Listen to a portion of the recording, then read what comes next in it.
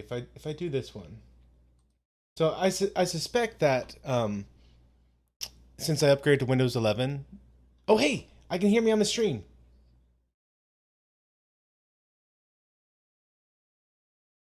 Okay, but I'm guessing no one can hear. I'm guessing no one can hear Jeff. Let me.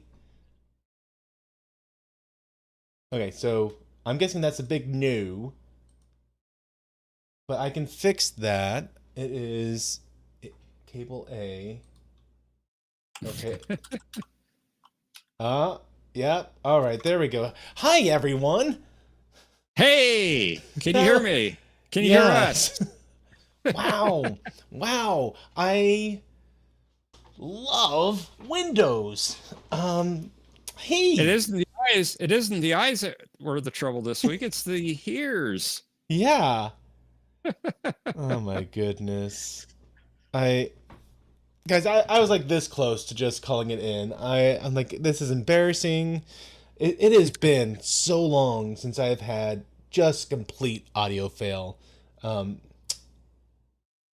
Hopefully, once the stream is done, I can edit this and delete out all that wonderful Matthews looking at his computer frowning time.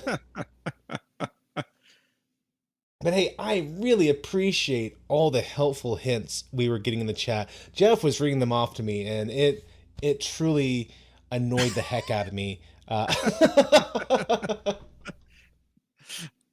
Oh my goodness. That's why we love your streams. There's always something that goes wrong. There is. So what had happened here is I upgraded to a Windows 11 because Windows 10 is hitting its end of life. I would prefer to keep getting security updates because that's a real issue. I waited as long as I could, and I'm worried that at some point they're going to end the upgrade path and say, look, if you haven't upgraded to Windows 11 by now, you missed your chance. And I know we got one more year that Windows 10 is still going to keep receiving updates, but I said it's just time to Yeah. bite the bullet. That's why I bought a new computer back in April. So I knew Windows 10 was going to expire and its updates. Yeah. Yeah. And so apparently when I did, OBS said, you know what? All your audio settings, you don't want those, do you? Why I said, would yes, you? yes, I did. He goes, oh, was that wrong? I'm sorry, my bad. So it was OBS that was the problem, not Windows or Well, Voicemeeter. Well, I mean, would it have been a problem if I hadn't upgraded to Windows 11?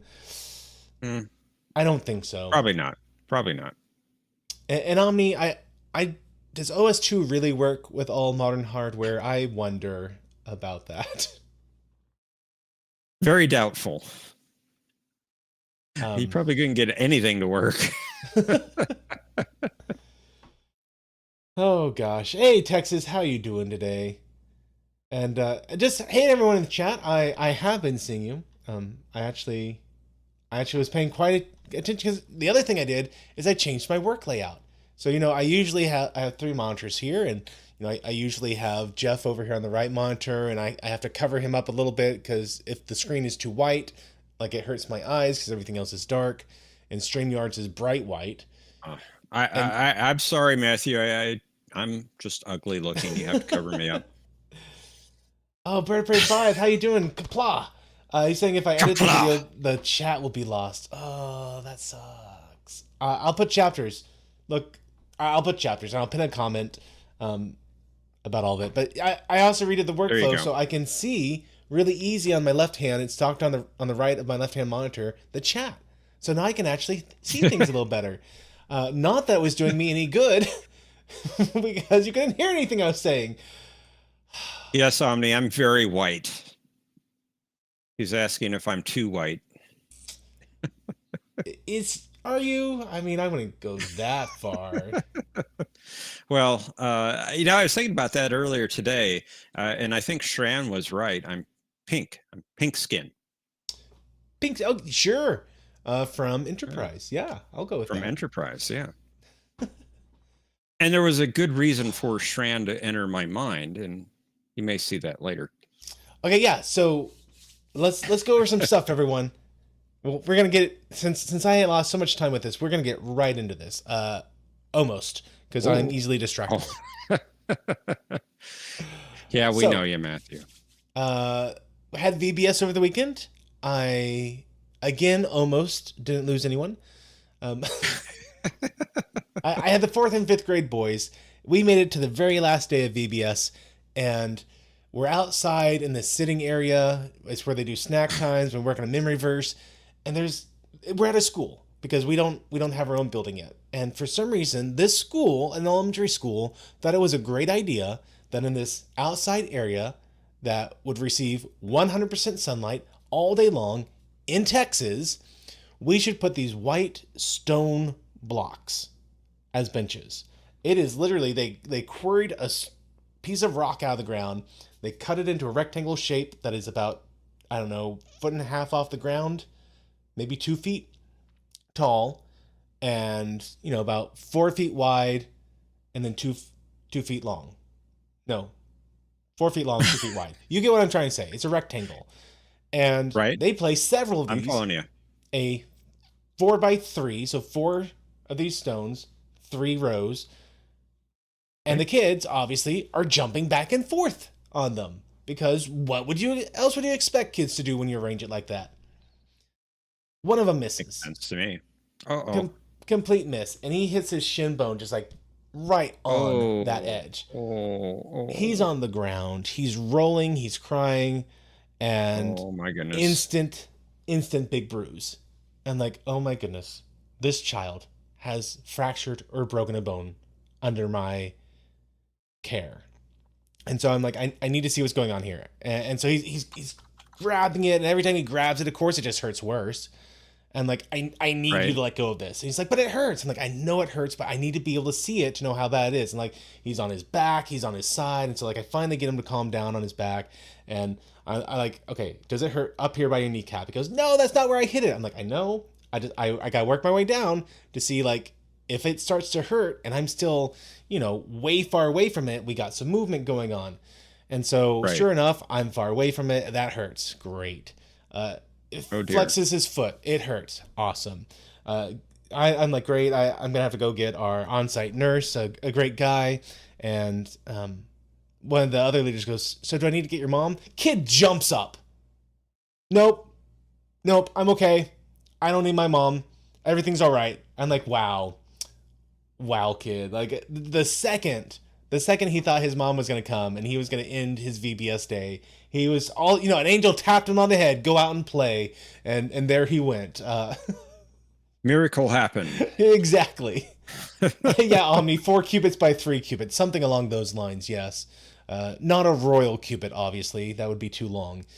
I almost lost another kid. I don't know why they let me watch these kids. I'm not that great. So he wasn't being a complete drama king, Mr. Lindell. It's just that when the threat of the mom came, he dug deep and was like, "No, I'm getting through this," because it was a solid bruise, like instant. Yikes. And, And whose brilliant idea was to lay these out like that? the schools, The schools. the Okay. ISD, they make every elementary school like this, and I literally was watching them do this, and I thought I should probably stop this. Yeah, I'm gonna, and then the scream happened, and I'm like, oh man, like missed it by that much. Right. So with that out of the way, we are gonna jump right in. But you're feeling better than last week. Yeah, I'm feeling. I don't think they heard you say that. Oh yes, oh yeah, I'm feeling better than last week.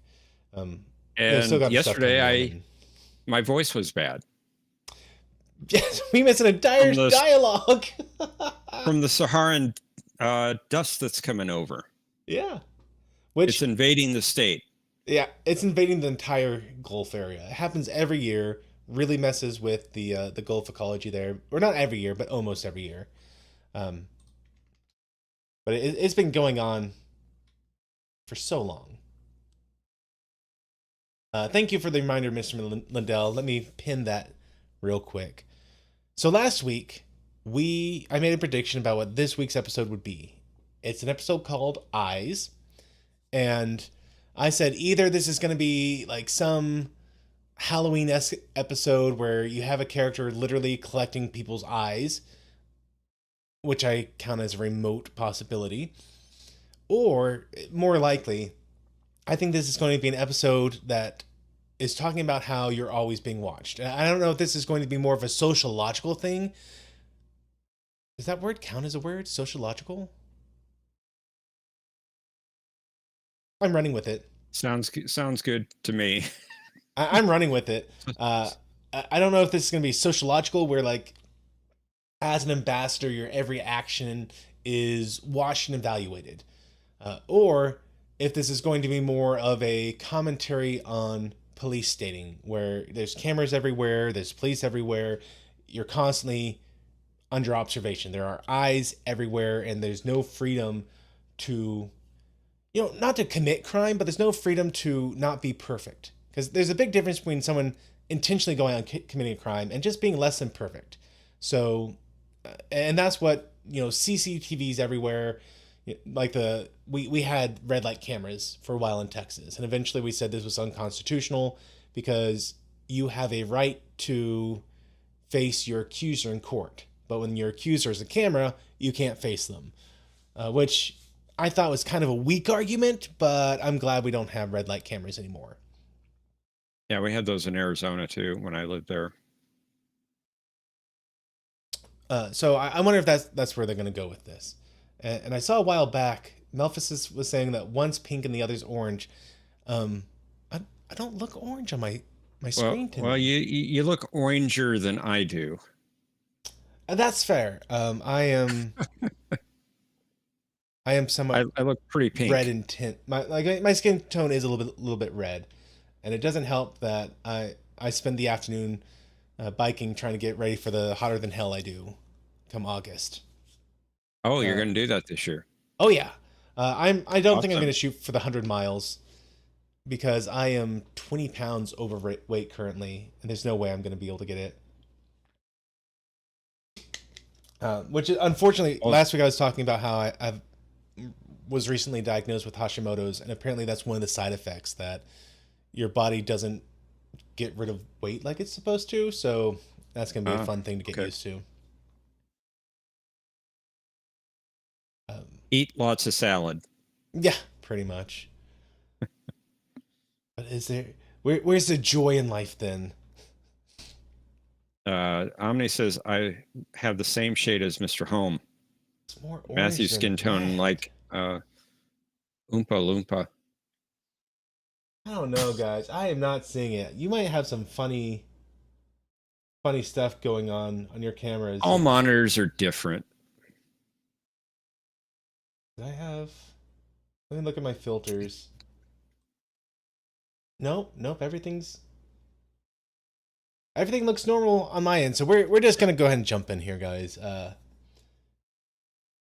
If you've never been with us before, and if I can prevent myself from being completely derailed in my train of thought, which I can't, the way this works is during this stream and this stream only, you can click on the link that I had pinned.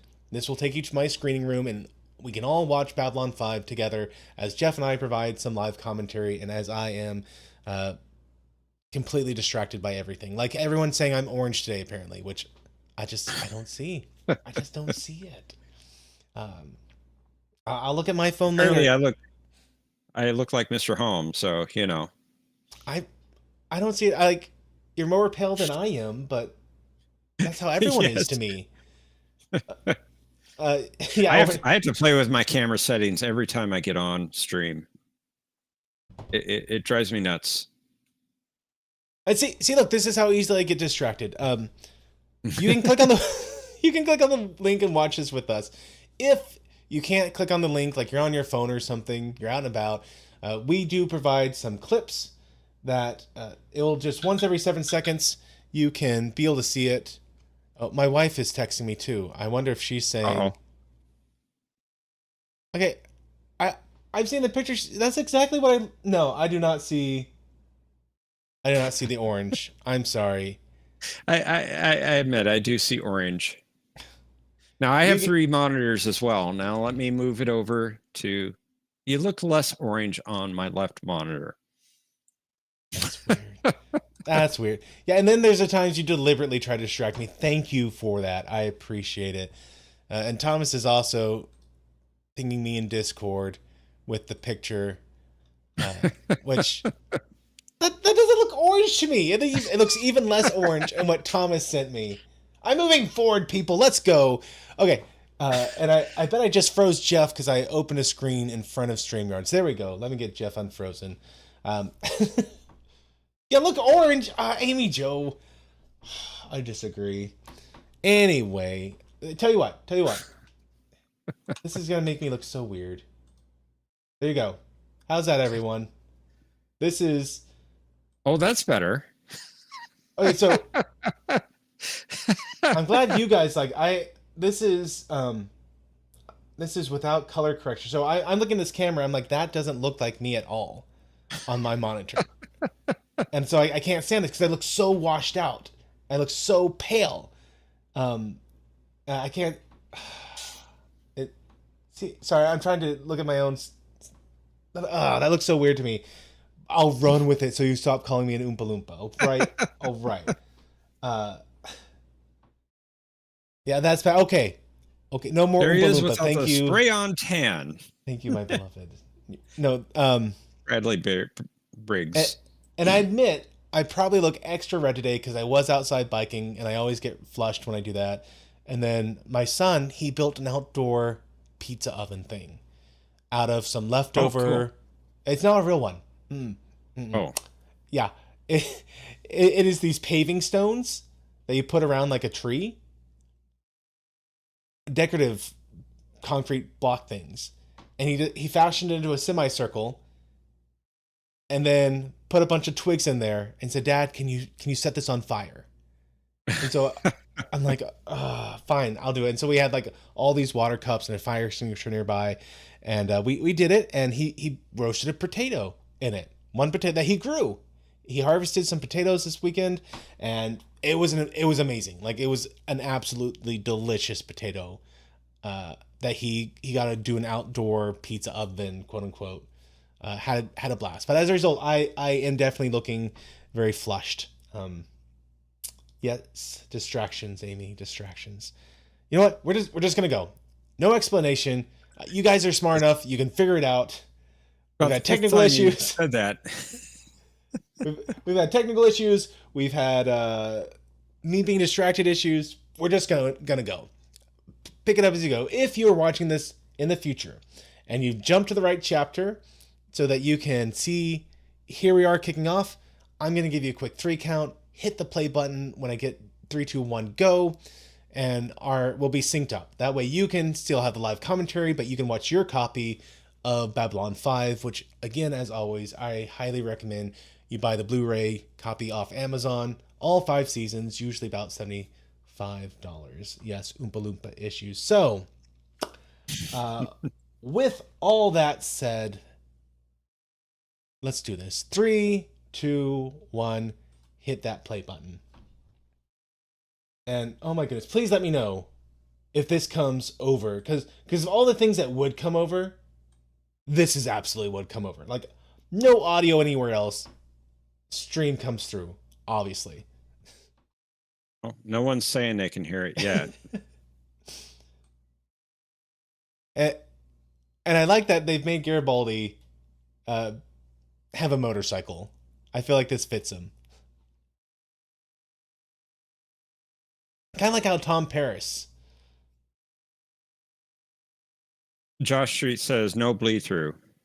Thank you, Josh.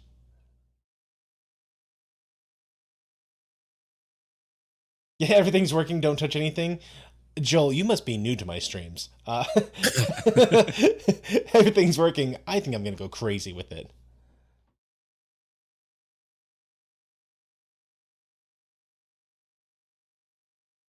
Okay, so one of the things about this episode is, so I always look at the guest stars so I can put them into the tags for this stream. Yep. I actually recognized one today. Jeffrey Combs. So yes,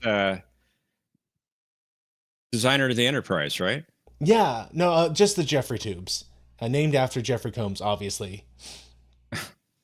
Which, if you don't get that, I once erroneously made that statement. I erroneously make many statements.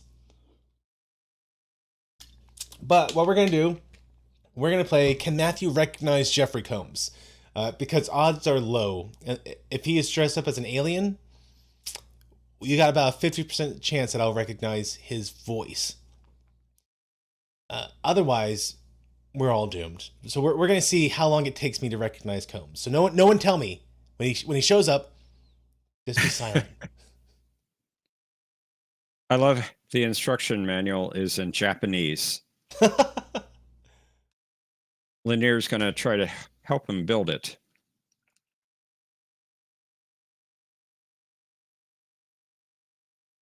Okay, I'm pretty sure that's not Jeffrey Combs on the screen. That looked more like Ivana.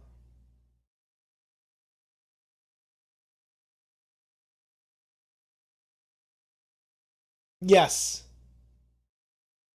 This is him on the Yes. left. This is Jeffrey Combs. It is. It is. Very good, Matthew. I do not recognize his face at all. But I got the voice. Well, he's usually dressed up as an alien, so... Well, true. But I mean... Yeah, he's usually dressed up as an alien. But I mean, I've seen him just out and about before.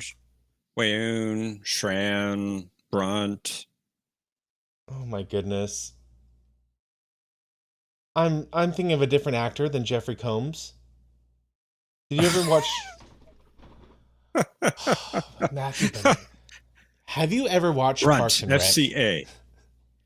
I've seen it. I didn't really watch it much. There is a character who is just always happy all the time. He comes in with a guy named Ben Wyatt. The two of them are auditing the Parks and Rec department. I can't remember his name, obviously.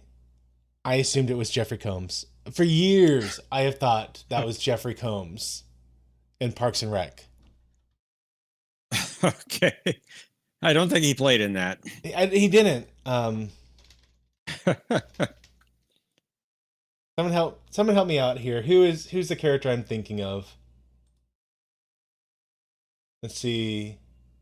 I don't know. I really don't know that show. Rob Lowe. I'm thinking Rob Lowe. Rob Lowe. Okay. Yep. Now I do know Rob Lowe. Let me see a picture of Jeffrey Combs. If you pull up a picture of Rob Lowe and Jeffrey Combs side by side, you will immediately see they look nothing alike. But it's just enough for me to see them being the same person.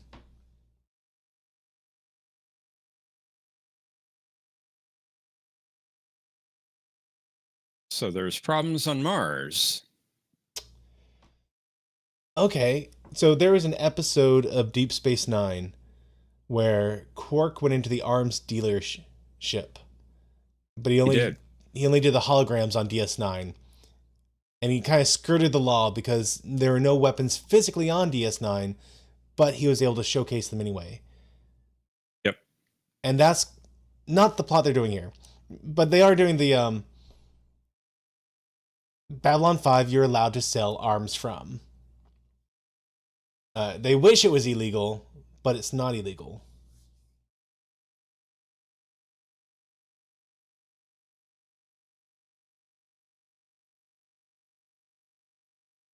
Omni's saying such a funny accent. For which one of them? I think the guy on the right. That's Aaron Franks, as we know him right now. And now, is that the other guest star for the week? A guy named Gregory Martin? That is him, yes. So, get Gregory Martin. No Star Trek stuff from what I saw.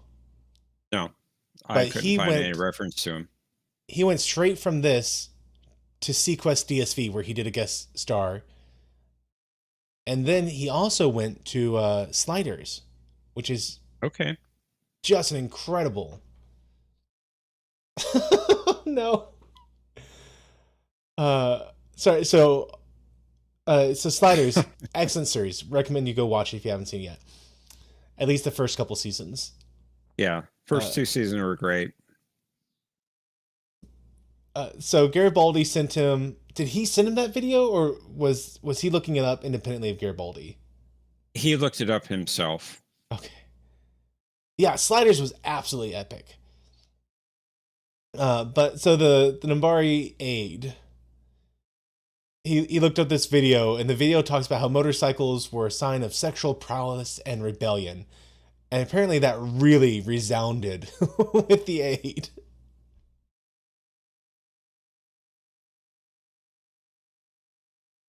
You'll find that Lanier is a very innocent character.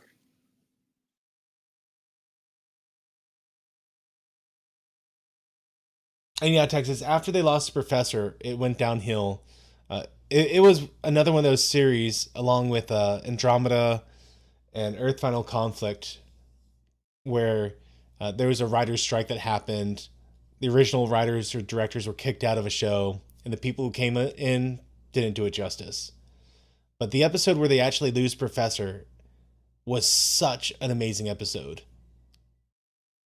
And was it really their professor? Yeah, that's where they leave it. They make you wonder, did a new professor join them? Or did the original professor make it through in the end?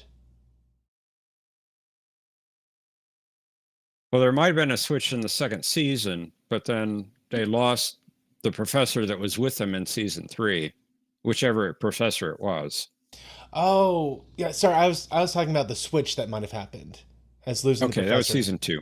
Because it's my opinion that at that moment they get a different professor. Okay. Just the horrified look of the professor that's left behind makes me think it was the original that got left behind.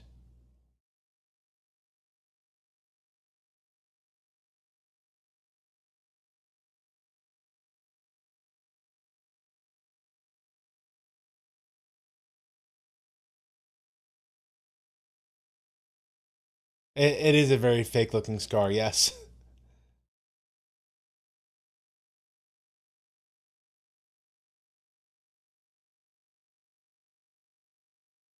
Ah, And okay, there, there we go. So Earth Force Eternal Affairs. How does that work out to eyes? I'm not sure. I couldn't figure that one out, but Um,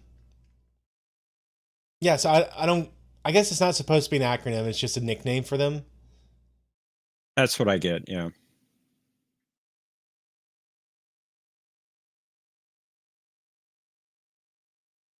But they're saying that their main concern is they need to know who is loyal to Earth Force. With with everything being so spread out across the galaxy, it's hard to tell where people stand.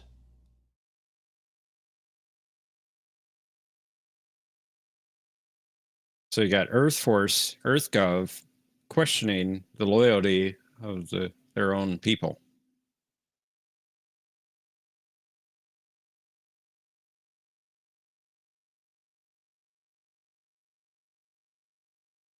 Oh, Combs is a telepath. Yes.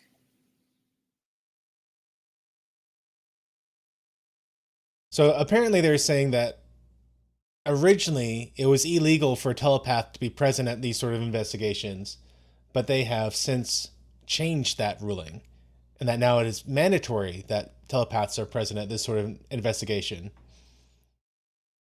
Which obviously it makes sense that Ivanova sees that as a sore subject, Right. but it makes a lot of sense to have a telepath present at a military investigation.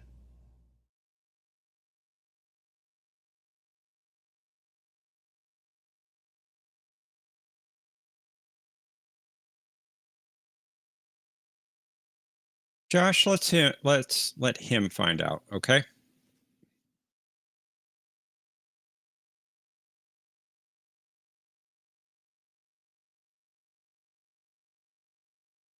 I like that they put the Earth Force people into a more military drab kind of look. That very plain, boring olive green. Whereas the B5 people get more of the blue color, except Garibaldi, he's in gray. But I like how they're already setting them apart as if they're not just the antagonists of the episode. Like they're being presented as a completely different force just through their different uniforms, even though technically they're on the same side. Omni is saying that the blue uniforms is more like the Air Force, and the green is more like the Marines. Hmm. And that's what Josh is saying too. Yeah. Blue, or that blue is Space Force.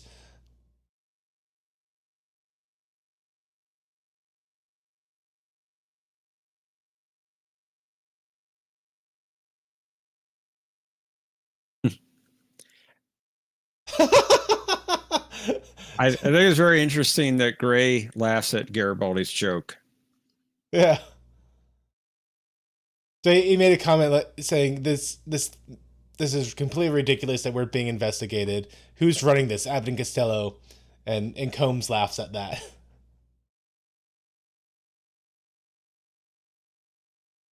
A very awkward laugh too.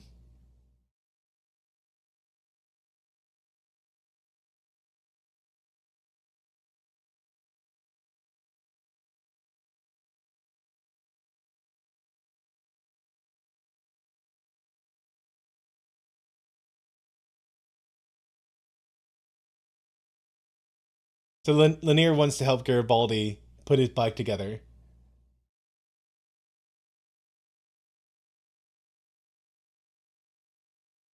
And he's become fascinated.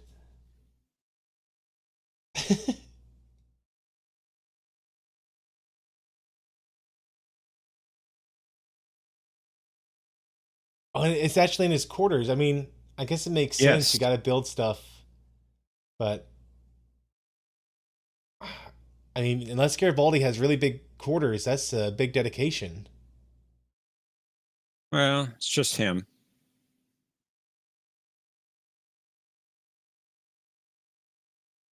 I do need this computer set up, Omni. Of course, knowing me, like half the screens would be off because I updated something. You catch the password. Peekaboo. Peekaboo. Like eyes. Yeah.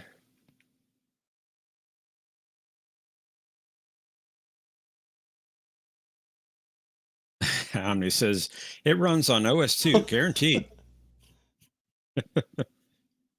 No, I would not have guessed that password. I mean, it's a good password for the episode Eyes. You're covering and uncovering. That's true. Sokoth, his eyes uncovered.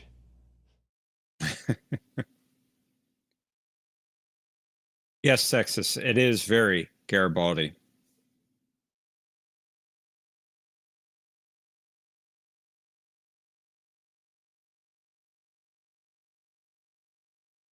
It's Combs had a weird dialect there for a second.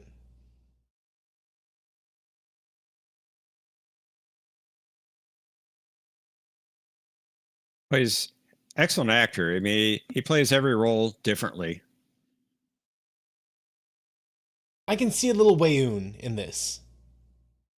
A little bit. Or at least I could see at the beginning where he was that very level tone voice he did. But he's being a little more animated now.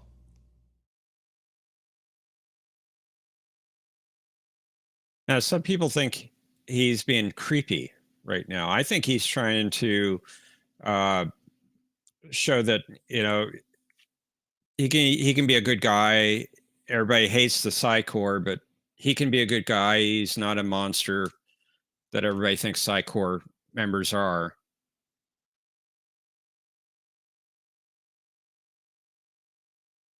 I mean, I guess I'll have to see where he goes from here. But right now, it just seems like he's being uh, genuine. I think so.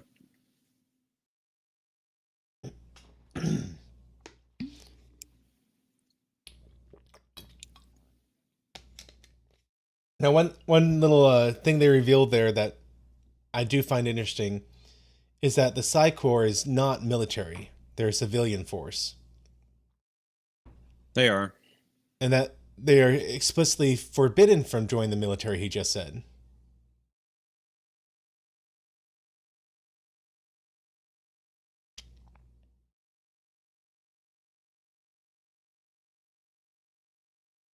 Well, she told him. I don't know. I feel like she's being a little vague. Is she okay with it? Is she not?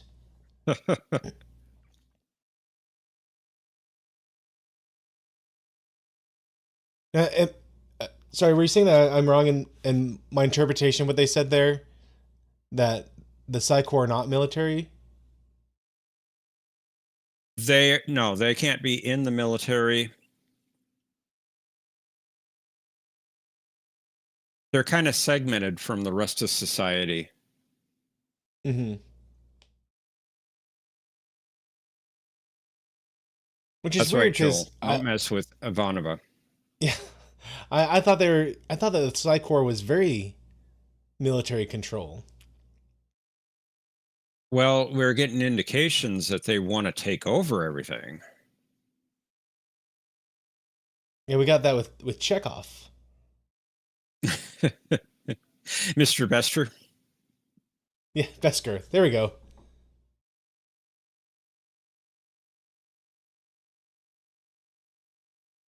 Garibaldi also not a big fan of this guy, calling him Bin Hitler. Ah, you caught that. So we get a lot of callbacks to prior episodes in this particular episode. Yeah, I was just trying to see if they had the production order out of place. Like maybe they give us a hint about something that was going to happen, but no, I think everything had already happened. Yeah, they all did.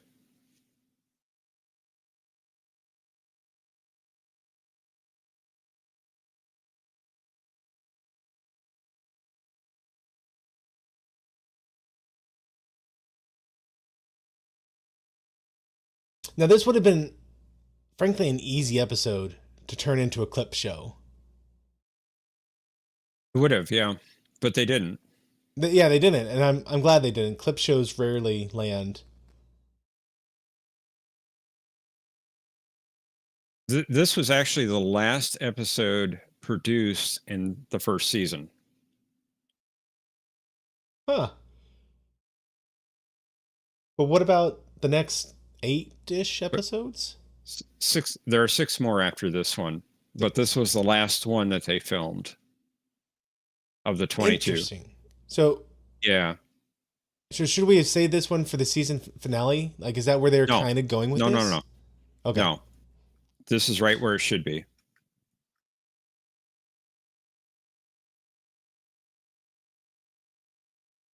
Now, that little chant he's doing, it's actually a title of an album of the band Barnes and Barnes, which Bill Mumy is a member of. Huh. Of course, that's Bill Mumy playing Lanier.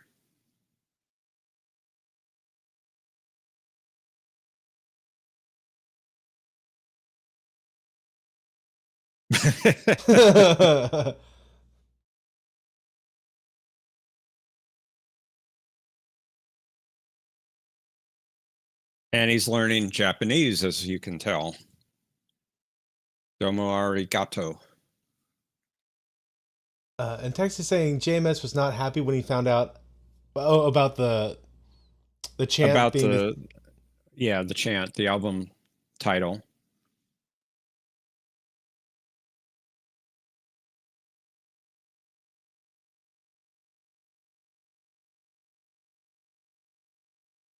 Yeah, we'll get to episode 22, Joel. Hopefully in 6 weeks. Thereabouts. You know, I know provided you I have a don't. week coming up that you need off. Yeah, I'm provided I don't mess things up with audio. Now it's So, interesting. This episode has this sequence.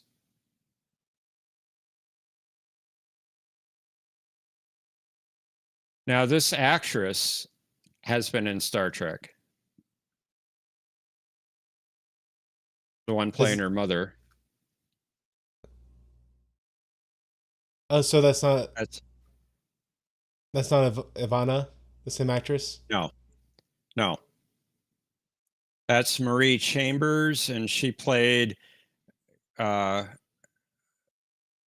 Korean, an arbiter and living witness, a Voyager episode. Huh.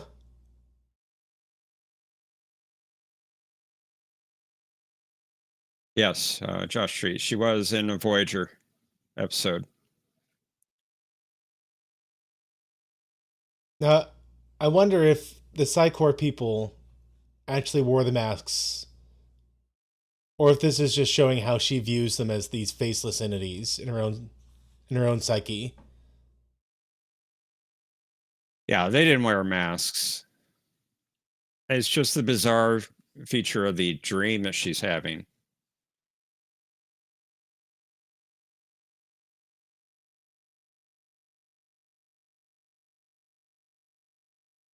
It's interesting that Ivanova becomes her mother here at the end of the dream. Oh, I couldn't tell. I, I couldn't tell the difference between those two actresses. So when they swapped her out, I assumed it was still the mom. No,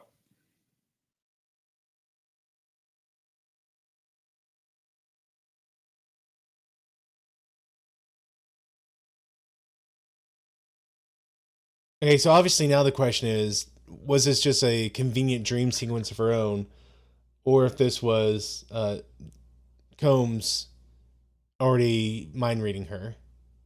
Mr. Gray. Yes, Mr. Gray.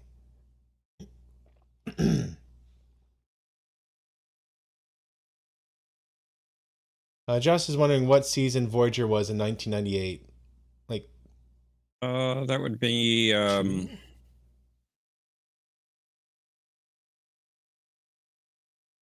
season 4. That far? I didn't realize Yeah, Voyager started that early. it started in January of 95. Huh.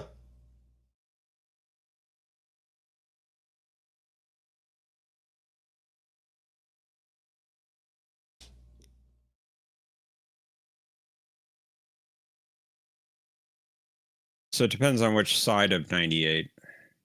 It's either season 4 or 5.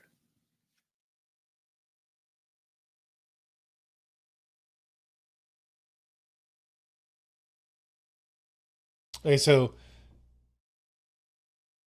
Ivanova is talking about how she once her mom once touched her mind, and she was saying that you have no idea what it's like to share your own mother's love for you, which is interesting because back in the episode where we had Besker, um, the other Psychor lady, she made a comment about whenever two psychics fall in love, how intense that is.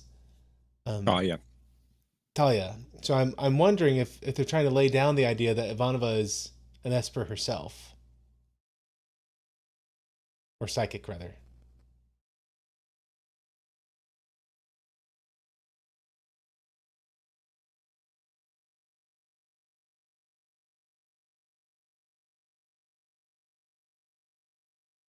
So apparently he believes that he found a loophole here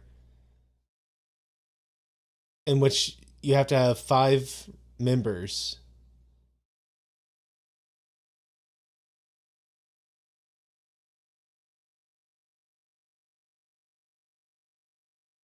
Okay, never mind. Uh, the 5 member things was something else that he was listening to in that same document, I guess.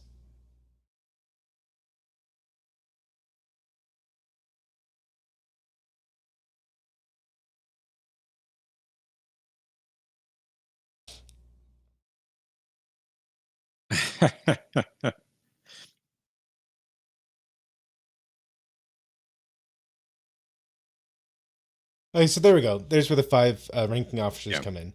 That Right. He is within his right to interpret the code, and to have it countermanded, he'd need five, or to get it officially interpreted, he'd need five ranking members.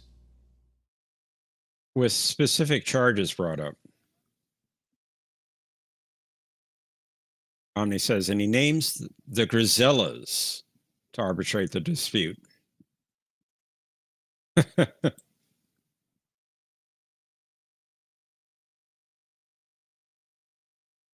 You remember the Grisellas, don't you, Matthew?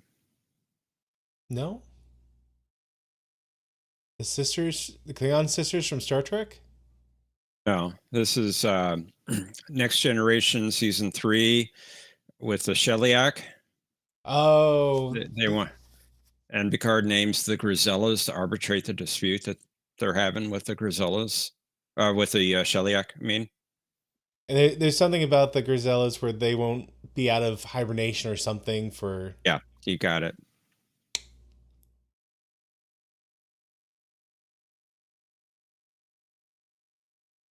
Okay, so at the moment, just walking through there, um, he's doing a great job of being awkward.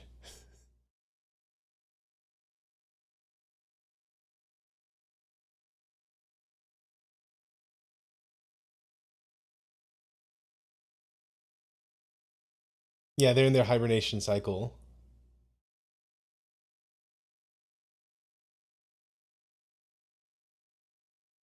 Yeah, Josh, what was I thinking?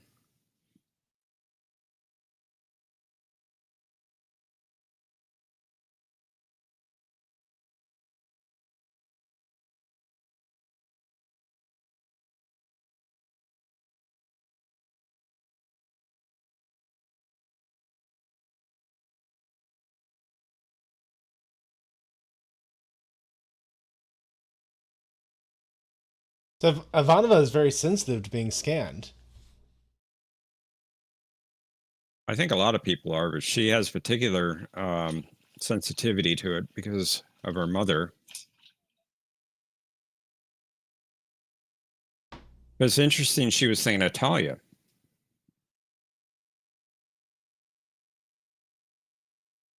If I was a telepath, I might get more names right. Maybe. I'd probably be one of the useless ones like Troy.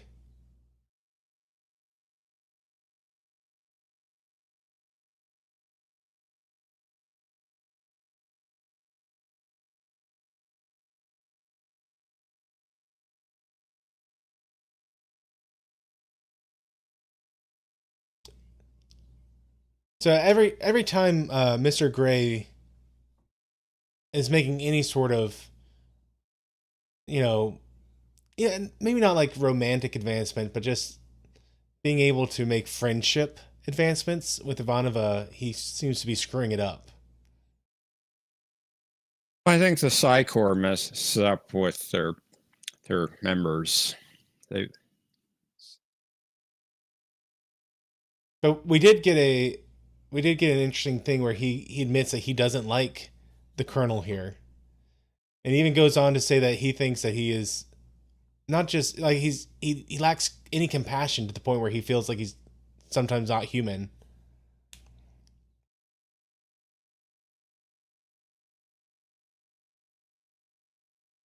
And he's taken over.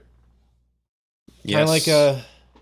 what was the episode where the diplomat was taking the anti-aging serum of TNG. And TNG too short a season.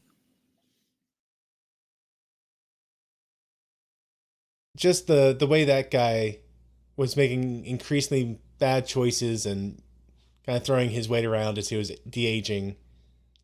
And Josh Street was right. That was an admiral. Oh, it was a full admiral. Okay. Yeah, he was an admiral.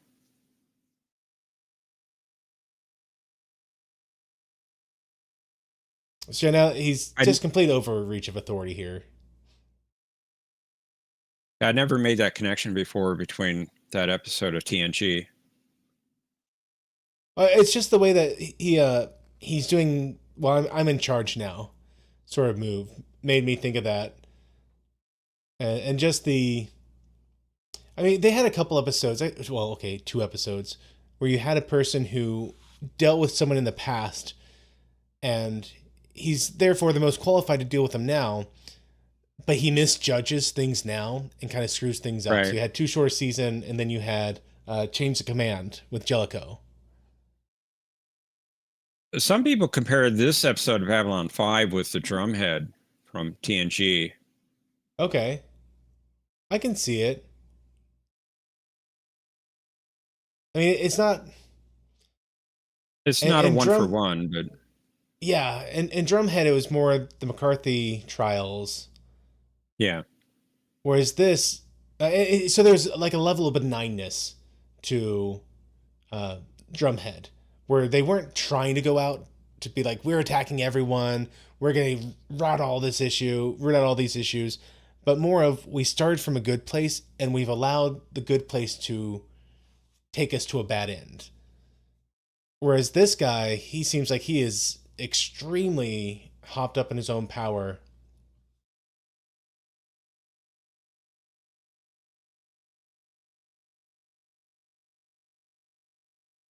Texas is saying he was thinking of the drumhead. Mr. Lundell, on the other hand, says this is nothing like the drumhead. Yeah, I'm more with Miss Lindell on this one. Like I can see the parallels where you do have the military tribunal sort of situation, and they are doing the same.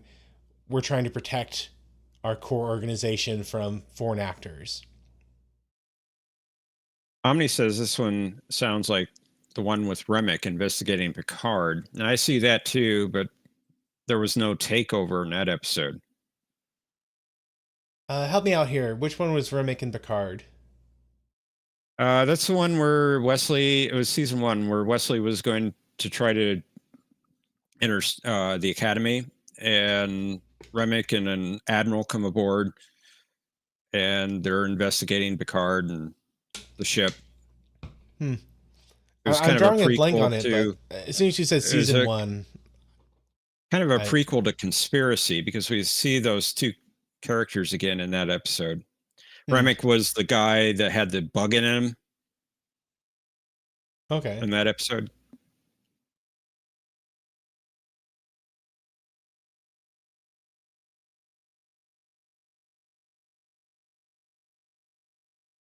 Coming of age, says Omni. Thank you, Omni. Okay. Yeah, I only half pay attention to TNG season one whenever I rewatch it. I actually Um, prefer it to season 2 myself, but hmm. I tend to have more enjoyment from season two with Pulowski. see, I didn't care for Pulaski. Uh, that will do it. If you don't like her, it's gonna be a rough season. Yeah, although I did like her in um, toward the end of the season, Measure of a the one Man. where no, the one where Picard and Riker are on the going against each other. Data Um, plays the game with Stratageddon. yes. I said Measure of the Man, but that's the episode I was thinking of. Yeah. Yeah, somebody in chat will Rules of get it. Engagement.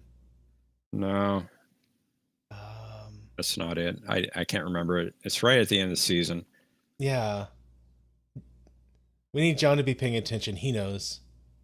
I know, John knows.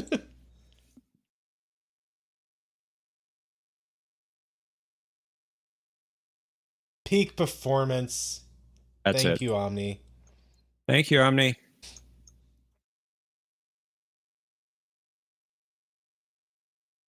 AKA the rules of the game.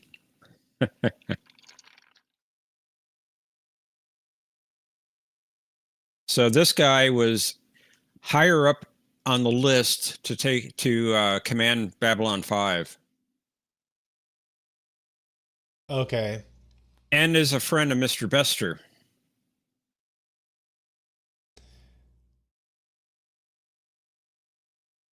So kind of has two reasons for having a chip on his shoulder against Sinclair. It seems Mr. Bester has arranged this to get back at Babylon 5.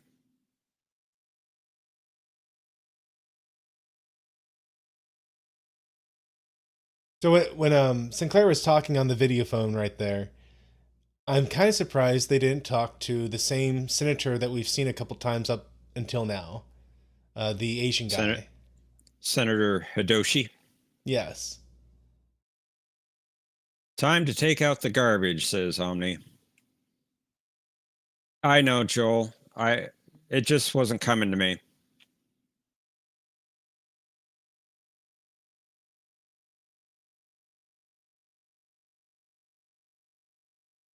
Senator Miyagi, says Omni.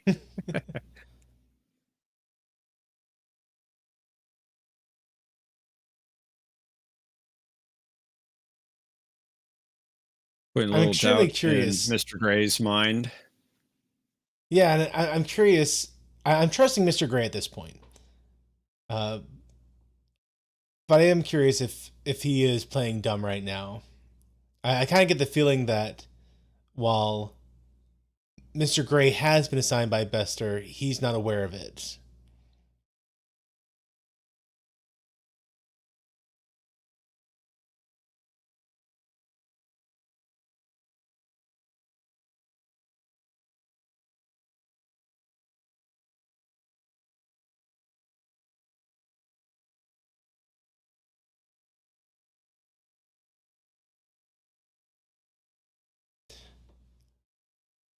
I feel like the speech he's giving here, it feels like he's trying to be genuine with these people.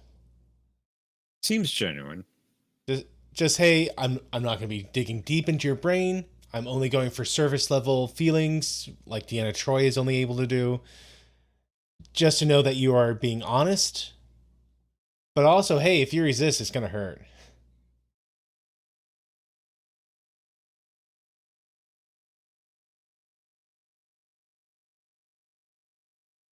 Mr. Lundell is saying that Sinclair and Ivanova wear blue because they're pilots. Okay. Kind of going into that Air Force idea.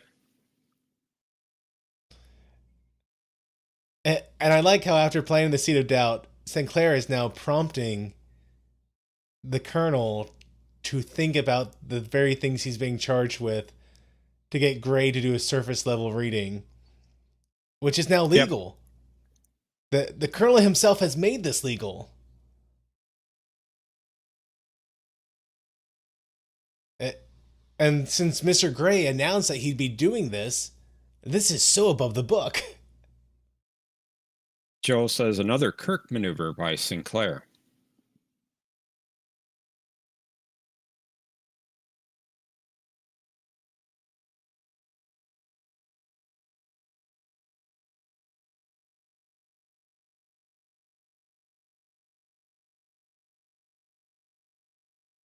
Okay, so I get why people say this reminds them of Drumhead.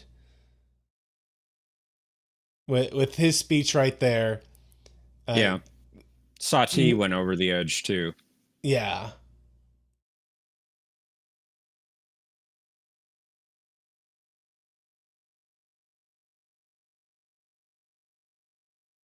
Oh, first a slap and now pulling the gun on him. Sorry about that, Gorilla. It's good to see a Gorilla. Yes, Texas. It's always those damn Minbari.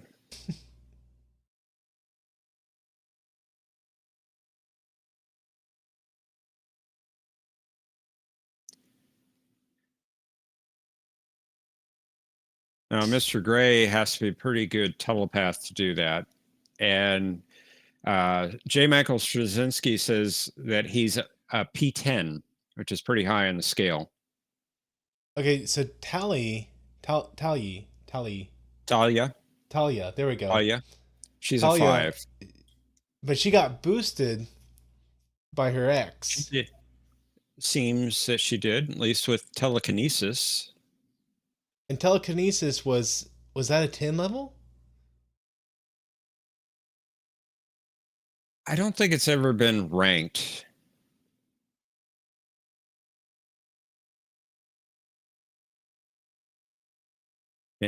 Yeah, it's done.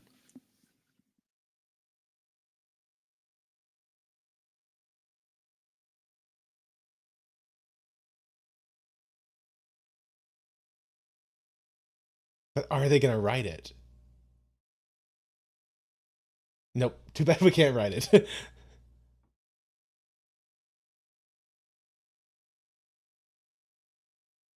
He said it's quite writable. so, he was talking about how gasoline is harmful to both people and the environment, as your people discovered. I installed an Embari power source.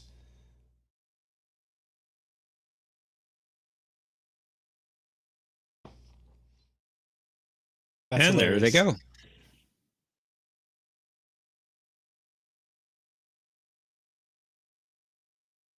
And yeah, Mr. Lindell, there's a lot of conspiracy theories around what Sinclair did at the Battle of the Line.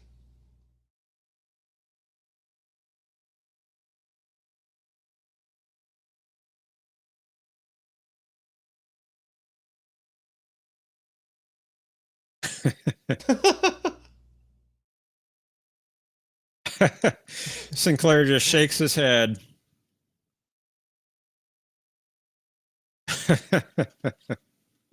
They're getting some good speed on that.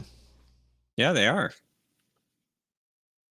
That's what I was wondering, Joel. What level is Dolores? I guess I hadn't really thought about her being psychic per se.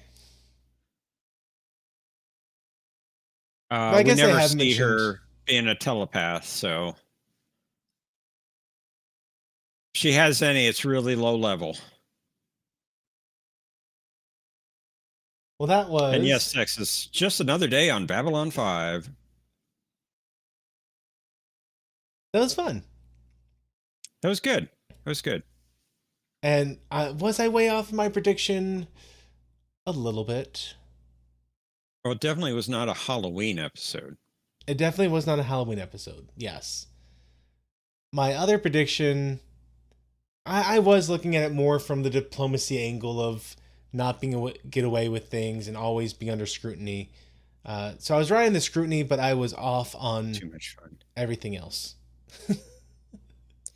Josh Street says you were way off on your prediction.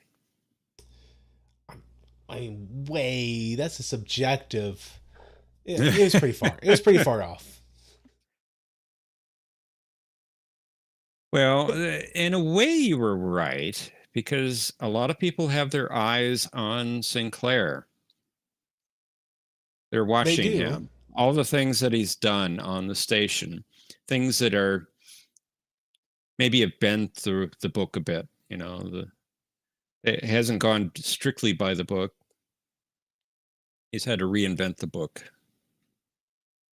And they listed some of these things. You know, he's done like yeah.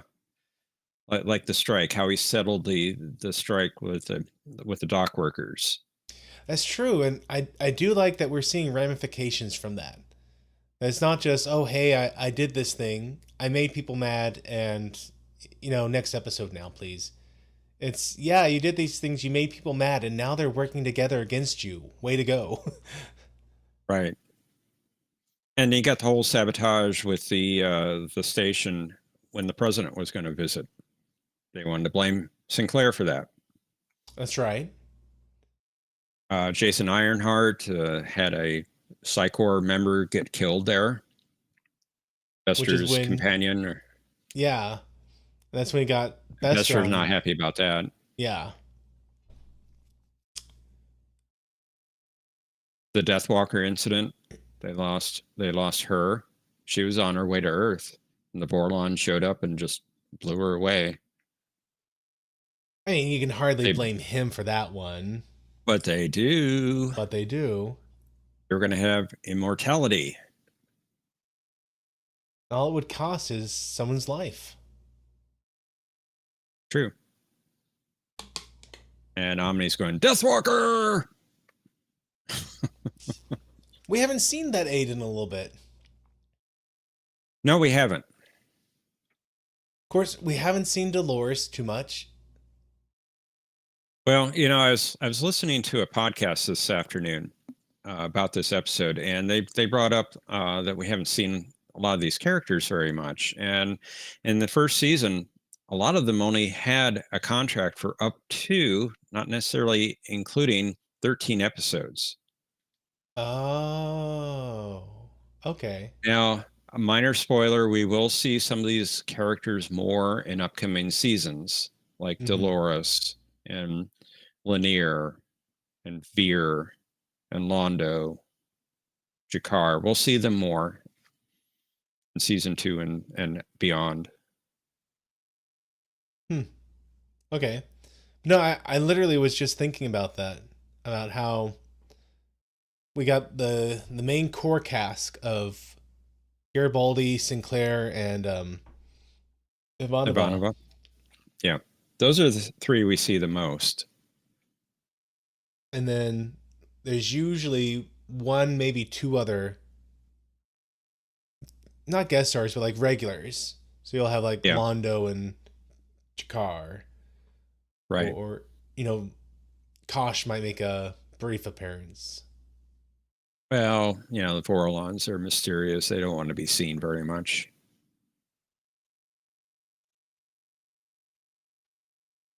Texas was saying that's because her makeup kept giving her trouble. Oh, for Dolores. Okay. I think I've read that too. Yeah. And yeah, Joel, it's Joel, not really a spoiler. I know, I knew Dolores would be back. Or, I mean, they've done too much with her so far for her just to vanish and never come back again. They would at least do some sort of send off. Josh Street, we will get there. He says his favorite character is Veer, but he wishes he could tell you why. Now, Veer is Londo's assistant, right? Right. And Veer's a jewel. He's a great character. All these characters pretty much are great characters. It's good that we get to see more and more of them as the series does go on. Yeah. And Thomas says Franklin got fired. No, he didn't. We haven't seen much of Dr. Franklin either, but we will. Oh yeah, he has been missing for We a little will. bit. And Talia's been missing quite a bit too. I mean, she got a mention here, but it's funny, you had a Psychor member come on the station, and she wasn't even in the episode. Now I liked Mr. Gray in this episode. I Yeah, did not he's a see little him being creepy. creepy. I thought he was a little creepy, but I think that's the nature of being in the core. I mean, you're kind of isolated from the rest of society, and society hates you for See, what I you guess I would are. call him awkward more than creepy.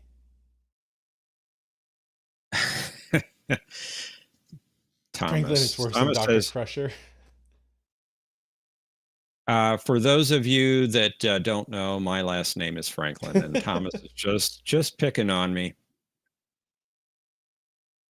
So like the one thing I would say was, let's call it him going over the line, just a little bit, but still, Mr. Gray, is when he kept trying to talk to Ivanova. Like it was clear that she didn't want this interaction, that she was very much against him. Yes, she was against him unfairly.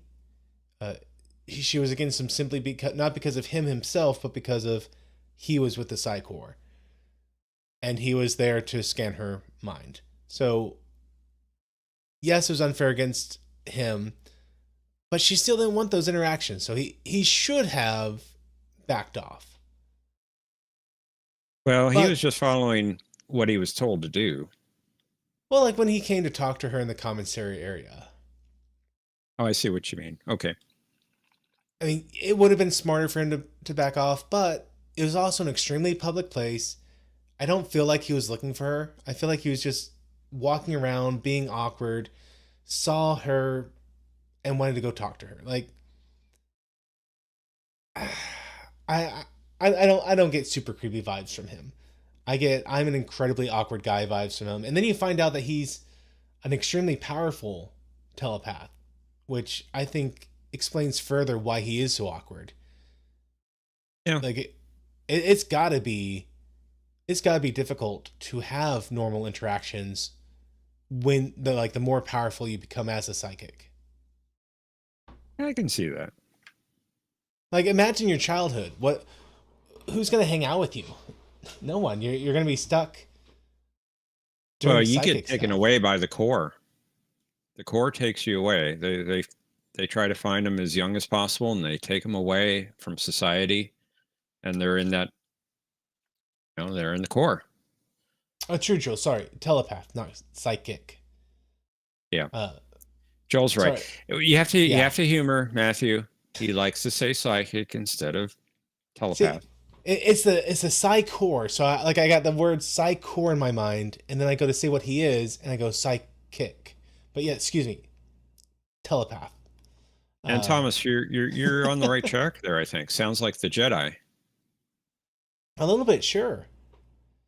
Yeah. Uh, of course, the notable example being Anakin killing the younglings. Not the best comparison. Yeah, not the best comparison. But my point stands that I can see the more powerful you are, you're young, you're brought into this place, you're given a quasi militaristic upbringing, and then the more powerful you are, I feel like the more estranged it would make you even within the Psi Corps. Because everyone else, like you being able to just instantly pick up on what everyone else is feeling is going to build resentment and isolate you further. Like I get it. I think Combs did a good job of portraying that awkwardness and I mean, look, you get to a certain level of awkward and you do hit the creepy area. I don't think it's fair, but I get why once you are that awkward, people see you as being creepy. Mr. Londell has a trivia question for you. Okay. Where are the Psi Corps located?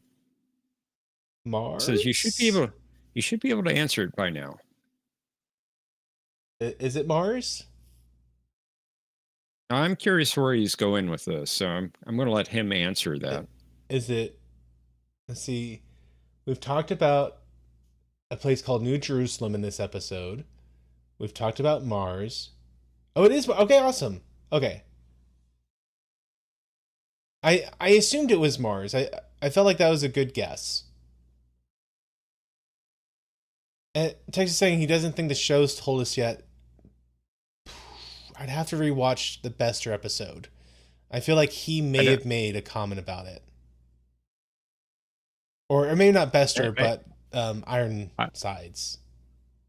Ironheart. Yes, Iron hindsight. Sides. I got Sequest on the brain, as you can see. Uh-huh. Yeah, that's what I was thinking, Texas. So I wasn't quite sure where Mr. Lundell was going with that. Psycor HQ is in Geneva. Okay. Now, minor spoiler, they do have a base on Mars, which we'll see later. I could have sworn that in the Iron Heart episode they mentioned maybe it was teaching on Mars or a class on Mars or something. Yeah, but I don't think that's where they're headquartered at. Okay. I do believe it's in Geneva with the rest of EarthGov. So they have a remote campus. It's in the Dallas Fort Worth area. Just about everything else is, so I wouldn't be Wow. surprised. So I'm interested in the dream. What's going on with Ivanova's dream with her mother? Yeah, so I don't think Mr. Gray caused that. That seemed more of a spontaneous thing.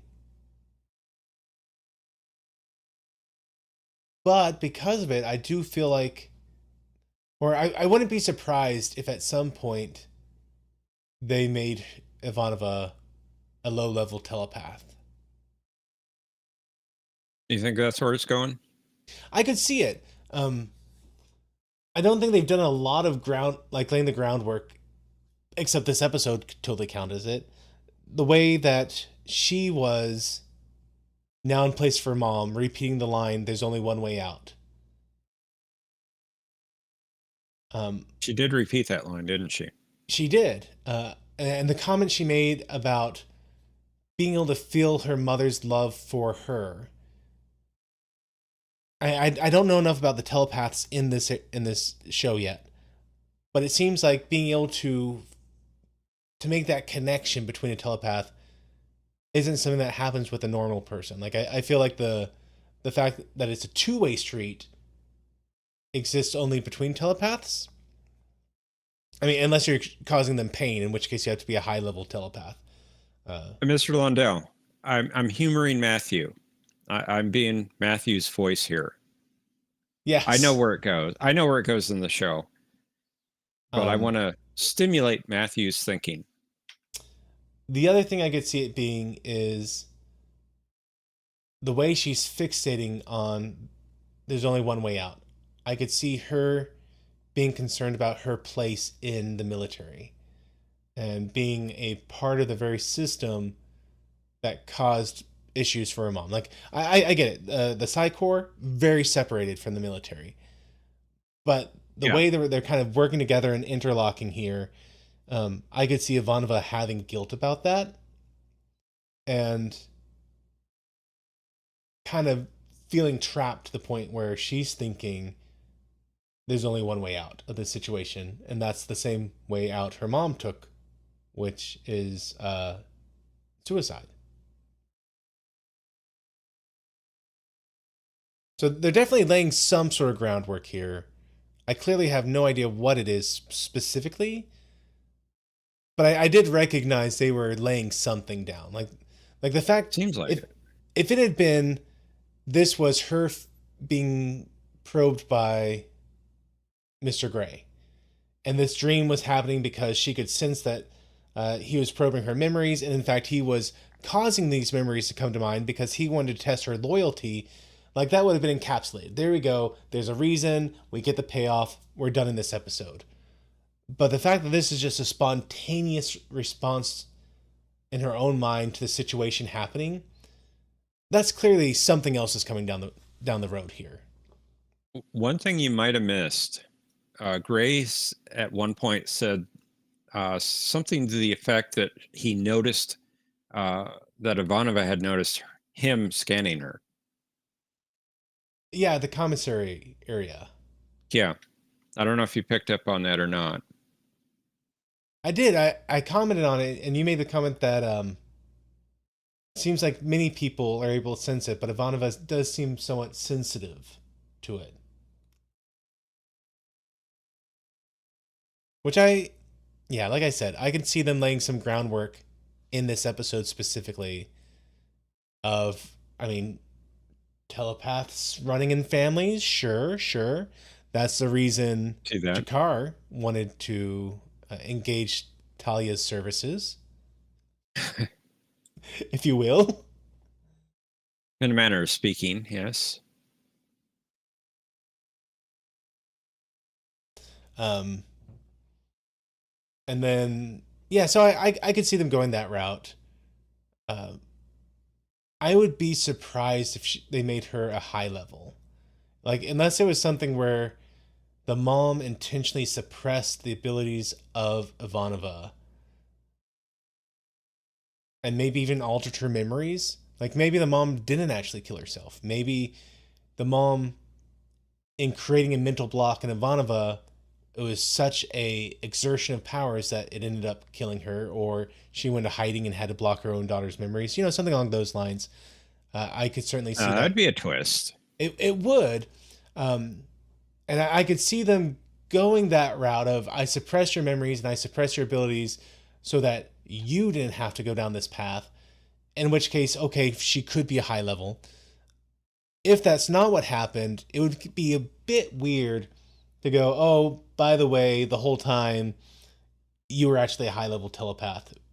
Surprise! Like it would definitely have to be some sort of external interference. Is kind of what I would think there. Thomas says, "No, Sinclair is her mother in disguise."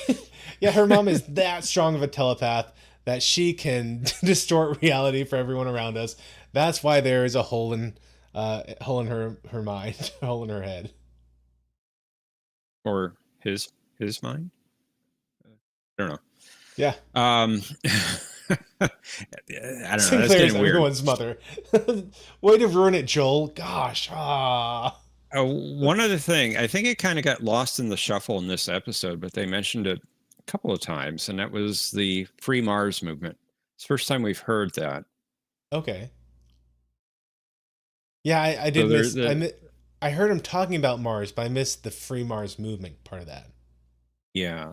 So obviously there's a Earth colony on Mars, and it appears that a portion of the population, at least, wants to be free. Hmm. They want to break off from Earth. They want to be their own nation state, if you will, or Okay. planet state. So this episode, I feel like it had an A, B, and C plot to it. Yeah, it kind of did, didn't it? The C plot was just this fun little. We're having this interaction between um, the Nambari guy, the Nambari aide, Lanier, Lanier, between Lanier and you're gonna love Garibaldi. Lanier. We haven't seen much of him, but you're gonna love him. I speaking of laying groundwork, one, their friendship laid down some groundwork in this episode, but two, just the fact that he really latched on to the idea that motorcycles were seen as this source of sexual prowess and rebellion. Like that seemed to really interest him for some reason. Masculinity. Masculinity, yes. So I'm interested to see where they go with that. And is this kind of laying the groundwork for Lanier? Clearly, he is part of the caste system there with the Nambari, but maybe he gets the idea of hanging out with these humans for so long that maybe not all the caste systems are what it's geared up to be. Maybe we don't need quite so hard a adherence to them. Yeah, I think you might be right, Thomas. Motorcycle story was far better than the TKO story, main story. Uh, but I liked. Okay, so we were talking a couple weeks ago with TKO about how the A and B plots need to come together, and how it's Right. bad that they didn't.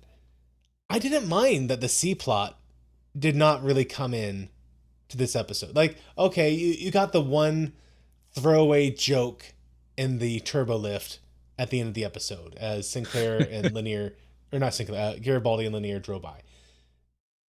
That's not really tying all together. No, But it is. I like that it just existed there as something that Garibaldi was having to deal with, that he didn't really want to be dealing with, just as a bit of a lighthearted moment. But they did well with the A and B plot. Yeah, they did. No, this was a good episode. It was. I like that we're seeing Sinclair's making enemies, and that's causing problems. And I like that we're seeing more and more. I think Texas was mentioning this a while ago that, yeah, and he did it without starting a war. Exactly. By killing them, it'll start a war. There are people, and it seems like especially people in power, people in the know, who are extremely concerned about Sinclair. That what happened Yeah, to how him? did? Not only that, why did the Mimbari insist that he be the commander of Babylon 5? Yeah, I mean, if I was looking at that, I'd go, wait. So the Nambari insists that this guy, who just so happened didn't die at the Battle of the Line, and doesn't know how he didn't die, and why the Nambari left right after this happened. Like, there seems to be some smoke there, and when there's smoke, there's going to be fire. Like, I would certainly Yeah. have my radar up on that. Yep. And then he goes and does all these questionable things. Like, why is the president almost dying when he comes to a station? Why is he spending all this money on the Union? Like, where do this guy's loyalties really lie? Are they with Earth, or are they with one of these other things? I think so, Texas. That about your comment about why they keep complaining about the guy they put in that position.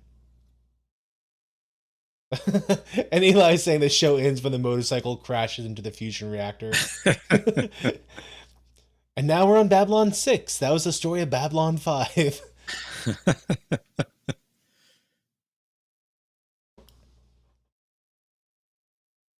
Oh, Jeff, Did you you got think it was a any? good episode? I do. You got any summarization thoughts about it? Well, I think this was a, good point in the season to kind of tie stuff together. Uh, Hmm. they had talked about earlier in the season, well, are there going to be consequences for what Sinclair is doing on the station, the decisions he's making? Now we're starting to see them. And he, like you said, he has made some enemies. Big one there is Bester, Mr. Bester. And this was Bester's first attempt to get back at Sinclair and the station. Hmm. I do hope. I get maybe it's just because I like Chekhov so much, but I do hope that by the end of the series, Sinclair and Bester have a kind of one of those begrudgingly friendships situations. Maybe not to the full extent they went with Quark and Odo, but kind of one of those mutual begrudging respects as two professionals who are good in their field. Time will tell, Matthew. Well, next week, we are looking at episode 17, which is Legacies. And I feel like I got a chance of getting my prediction right on this one if I go super general. Uh, this episode. It's going to be a story on the station. There you go. Yeah, yeah. Well, I was going to be a little more specific about this. This episode is going to be someone who is getting to their end of their professional career and wondering what legacy are they leaving behind. When people stop to think about what this person did, what will they say was their lasting impact in the world at large? So Okay. I don't think it's going That's to be an interesting. episode where we see necessarily someone from the past show up. You could certainly do that. Uh, but I don't think it's going to be someone from the past. I think this is just going to be you got things going on. No, kind of like the Admiral we were talking about earlier in TNG. He's at the end of he's an old guy. He really should be retired. And he's being brought into this negotiation situation, hostage situation, and forced to in his mind, he needs to really nail this so that his posterity will last. So I think I can see that sort of situation. Old guy, feeling kind of useless. Have I done anything of worth? There we go. Right. There you have his prediction. We'll see if he's right. And Joel is saying that his prediction for next week is that we're going to see some of the worst acting ever. I hope you're wrong. No, Thomas, I don't think Franklin gets fired. And to be fair, Joel, the worst acting in a professional environment that I've ever seen will forever be Tasha Yar and the speech she makes before Q about this court should be on its knees begging or thanking the Federation for what it's done. Yeah. That's the worst. I mean, as much as I don't like Deanna Troy, at least she never got to that level of cringe. And that was Roddenberry's writing. Oh yeah, through and through. Which Jeff shared a great video on Discord today about the TNG breakdown video. Oh yes, yes. And he actually calls Lonely out Among Us. Yeah, he calls out how Tasha Yar was so disgusted that this alien delegation would eat meat, real meat, like not synthesized, but an actual animal. Oh, And he pointed out, like, I'm sorry, you came from a planet with roving rape gangs and you did drugs to escape reality, but eating meat? That was the line for you? And I had never thought about it like Oh, that, but yeah, perfect. it was so dumb. Yeah, Texas early TNG was rough. It was. Now we actually we did it back when I did the pub. We talked about season one TNG, and there are some really great gems in season one of TNG. There are. Like if there hadn't been the gems in season one, we never would have gotten a season two. The name of Star Trek was not strong enough to instantly get a season two of TNG. But they had some really good ones.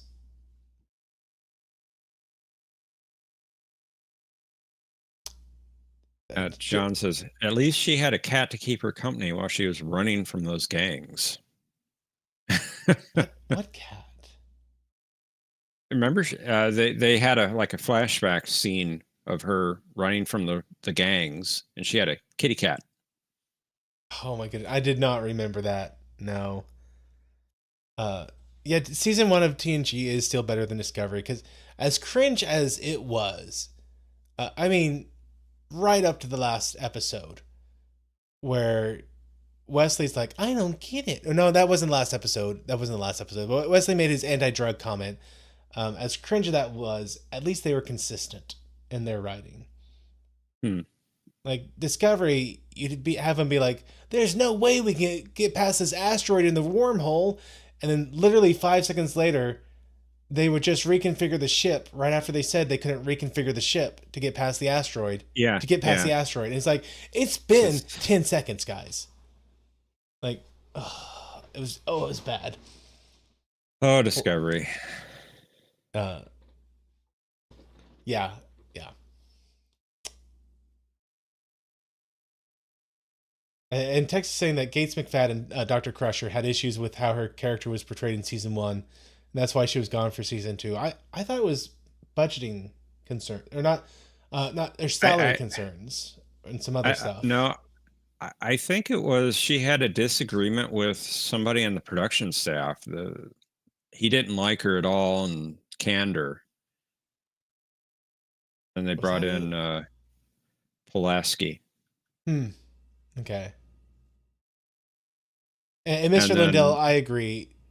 TNG was saved by the coup that ousted Roddenberry. and then What? Patrick Stewart begged them to bring Gates McFadden back for season 3, and they did. And that the guy that didn't like McFadden, he was gone by then. Hmm. I'm glad we got. I'm glad we got Dr. Crusher back. Like I do enjoy many of the Pulaski episodes. Like the older I get, when I was younger, I couldn't stand season two because of that. Like the older I get, I do like more Pulaski. Now they But tried to I go with am a glad they brought. Bones character, a Dr. McCoy Yeah, type character, yeah. but she was a little too gruff for me. I I'm glad. I'm glad McFadden came back. I'm glad we got a lot of great episodes with her. One not so great, the Ghost Candle episode. Yeah, That's the you just first one had to she mention directed, that. wasn't it? No, she didn't direct that. I think it was Jonathan Frakes that actually directed that one. That's a rough one. Yeah. So rough. Oh yeah, Mr. Lindell was saying that Stewart was almost fired once. He was one of the most arrogant cast members. Yeah, they mentioned this. Like he owns up to it. Uh, but they mentioned how they'd be doing the casting or the filming, and everyone would be complaining like we've been here forever.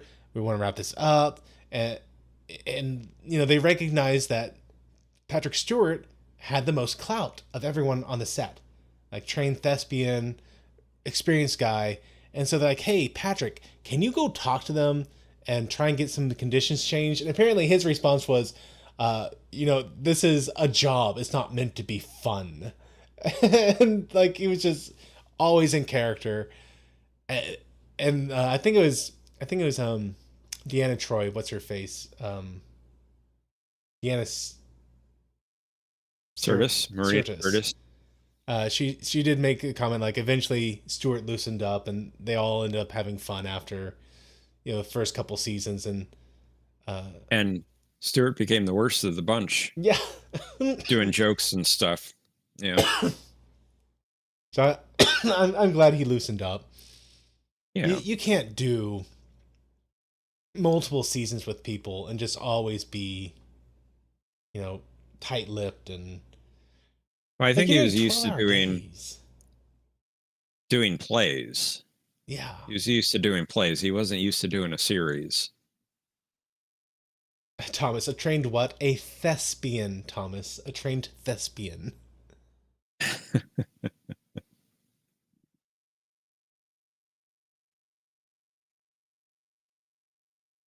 It got to the point where Michael Dorn would play tackle Patrick as soon as an episode wrapped. I didn't know that. See, that's good. I mean, That's news to me. I didn't know that. I remember when I was working in an office building uh, years ago now. We did long hours because we had to do like we'd build up these systems and we'd have 20 panels that would go all across the city and we'd have to do testing on them before the client came to actually see if the programming worked. And they were long days. Like we'd be staying late to test these panels. We do bear o'clock. Like 5 o'clock would come, everyone would leave the building, and everyone who's still doing testing, we'd grab a beer. We just one. We didn't want to ruin a good thing. And we'd relax and have a great time, hang out, like shoot the breeze for an hour, have dinner, have a beer, and then we'd go work for several more hours. Like when you're in an environment that long with the same people day in and day out, you gotta do stuff so you like that person, or else it just is miserable. Mm-hmm. Sub Rosa, that's the name. Thank you, Melphasis. The candle episode. Yes. Ghost Candle. Ghost candle. Oh my goodness. Horrible episode. Horrible. Well, guys, thank you so much for hanging out with us. And as always, thank you for letting me derail the end of the stream into talking about other sci-fi series. I can't help it. Like, there's just so much overlap in sci-fi. You're gonna see connections. And You are. when Star Trek has, was it 32 seasons of content at least? Because you got DS9, Voyager, and TNG is 21 seasons by itself. Yep. Another 5 from Enterprise? 4. 4. So 21, 4, 25. 25. 3. 3 for TOS. So 28. And Don't then, forget TAS. True. Was that Which 2 was seasons? one plus a partial. So we'll say 1. So 29. Discovery got 5. 5. That's 34. That's Yeah, more can than we just- 32. Can we just leave Discovery off the list? I gotta be honest. It's under the umbrella, and then you got Prodigy. Now 2 seasons released on Netflix. Right. That's 36. You got Strange New Worlds. Are they going to season 3 now? Yeah, and there's promised a 4th one, so 40. You have Lower Decks. 5th season coming up. 5th season? Yep. Now No way. remember, since Discovery, the seasons have been a lot shorter. True. I mean, the first season of Discovery had 15 or 16, something like that, and they've gotten smaller since. John's questioning my math at this point. Fair. I think I'm right on this. Oh.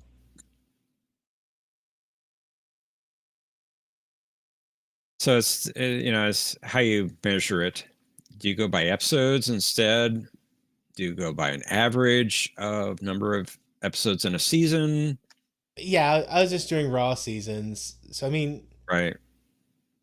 we've had like when you have that many seasons of an episode or a series of a franchise, that's the word I want. That many seasons of a franchise, yeah, there's going to be a lot of overlap in sci-fi. So of course my mind's going to go to various TNG and Voyager and whatnot episodes. Josh Tree says from TOS to Enterprise there's about 30 seasons, which I think is what That's Matthew came fair. up with. Yeah, yeah. If you count two for TAS. Right. So I mean, I don't know. It's not surprising, but there's so much good sci-fi out there, guys. And yeah, it's all old stuff. Like you once you get past the year 2000, yeah, you kind of get iffy. But I mean, you got Sliders, Andromeda, Earth Final Conflict, all of Star Trek. I mean, 7 days. There's gonna be so much overlap, and I appreciate that you guys let me be like, oh hey, by the way, this makes me think of this random thing from this other probably Star Trek sci-fi show.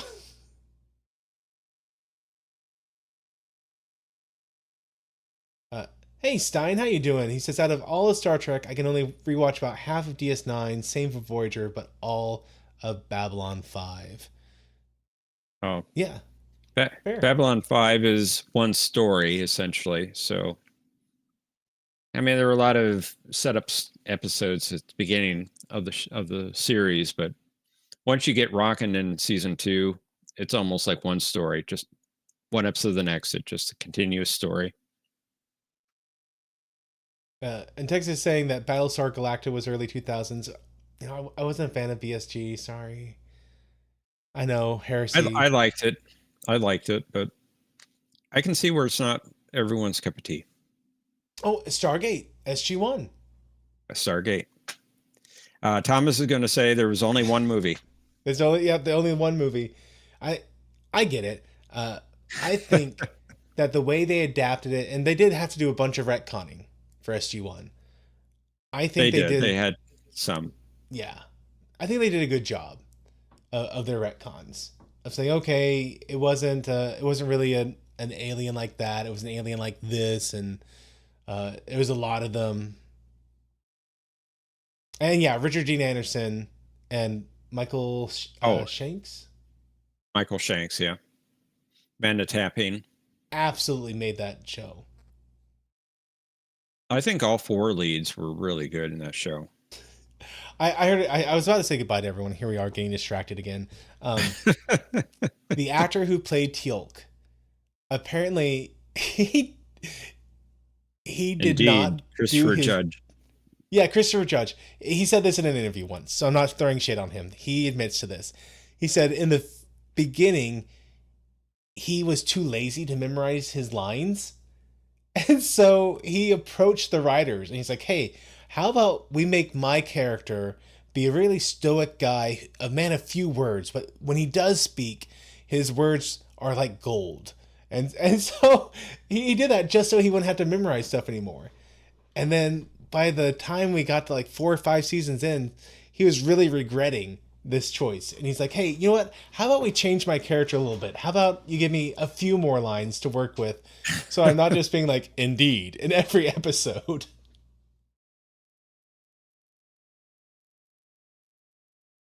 Is he really Mephisto? Like, you say that. He's saying that Christopher Judge is also the voice of Kratos. Um, I can hear it. And yes, Texas, I remember the Jaffa joke. It was three Jaffa like appear come to the same planet, one from Ra, one from someone, and one from another guy. And so I remember the joke itself, but I don't remember the content of the joke. Yes, but I It's remember the been a punch. long time. Yeah, the punchline was something like the Jaffa of whichever god was a rabbit, like wiped his nose or something, and then Teal bursts into laughter, and he's like, "Well, um, must have had to be there. It must be something lost in translation." Yes, a serpent guard, a Horus guard, and a Setch guard all meet. The serpent guard's, tongue flashes. The Horus guard's eyes flash. The Setch guard, uh, his nose runs. Yeah, Matthew runs into a joke. It misses. Matthew tries to run into a joke, but can't get it. Yes. Or was that a typo? It was supposed to be that Matthew ruins a joke. Either one could be true. I suppose so. But hey, guys, let's do say goodnight. Thanks for hanging out with us. Thanks for letting me go off on these rabbit trails. I really appreciate it. Thanks for joining us, everyone. Have a great night. We'll see you next week. Thanks for watching this video. If you enjoyed it, please be sure to hit that like button and share it with your friends. If you haven't subscribed yet, I hope you will. And be sure to hit that bell icon to be notified of all the updates I do on this channel. If you want to support the work I'm doing here, then I hope you'll consider becoming one of my Patreons, where you'll get early access to all kinds of videos. And until the next time, may the Lord bless you and keep you. May he cause his face to shine upon you and be gracious to you. May the Lord lift up his countenance upon you and give you peace. Amen.